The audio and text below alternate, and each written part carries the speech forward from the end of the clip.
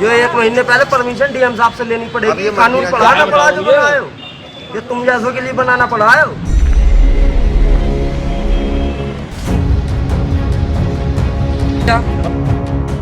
मुरादाबाद जनपद के कांड थाने में पीछे 1 हफ्ता पहले लव जिहाद और जबरन धर्म परिवर्तन का मुकदमा दर्ज हुआ था, जिसके बाद युवती के बयान सीजीएम कोर्ट में दर्ज कराए गए थे। जिसके बाद युवती ने अपने बयानों में साफ कर दिया कि उसने अपनी मर्जी से शादी की थी और उसी लड़के के साथ रहना चाहती है जिससे उसने शादी की है। लेकिन युवती की मां की तहरीर पर राशिद को जेल भेज दिया गया है। लेकिन युवती के बयान दिए जाने के बाद भी अभी तक उसके पति को रिहाई नहीं हुई।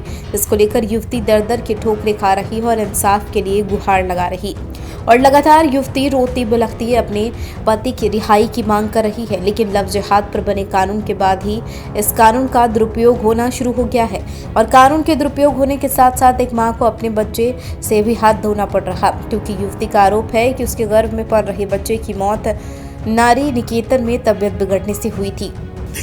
देखिए एक गरीब पढ़ी लिखी ग्रेजुएट महिला के साथ हमारे शहर के अंदर जो कुछ भी हुआ है, शायद इंसानियत का इतिहास इसे कभी माफ़ नहीं करेगा।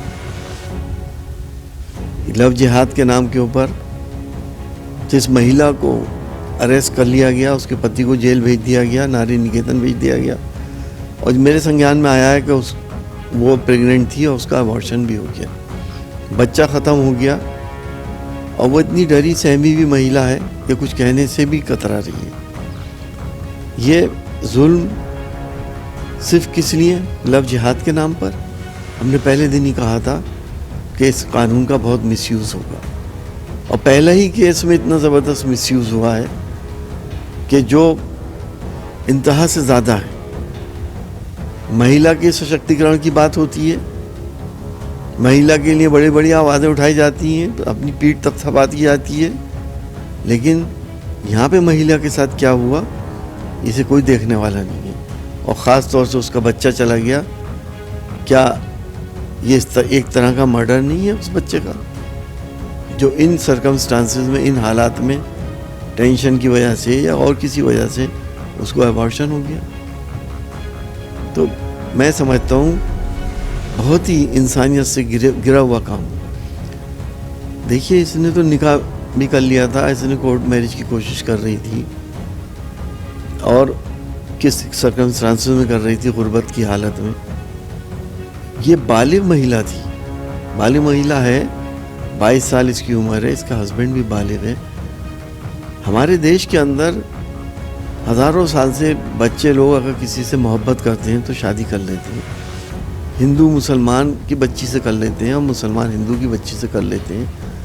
हालांकि इंसिडेंस बहुत कम होता है, लेकिन उसको ये एक हुआ करता है, एक सामाजिक हमारा एक ताना बाना है, उसको ब्रेक करके और एक ऐसा कानून बना दिया गया जिससे सिर्फ उन महिलाओं के ऊपर सख्ती की जाएगी जो महिलाएं अब दूसरे मज़हब के लड़के शादी करेंगी या वो अपना मज़हब चेंज करेंगी।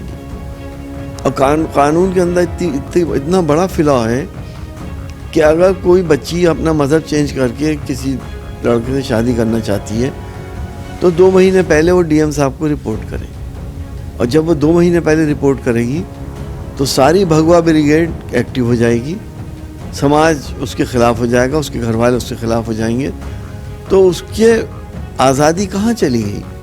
बता दें, मुरादाबाद समाजवादी पार्टी से सांसद डॉक्टर एसटी हसन का कहना है, जो हमारे शहर मुरादाबाद जनपद में यह जो मां के साथ घटना हुई है, इसे कभी इंसानियत माफ नहीं करेगी। और लव जिहाद के नाम पर जिस महिला को अरेस्ट कर लिया गया वह ग्रेजुएट पढ़ी लिखी 22 वर्षीय युवती थी और उन पर जुल्म के इंतहा पार कर दी गई।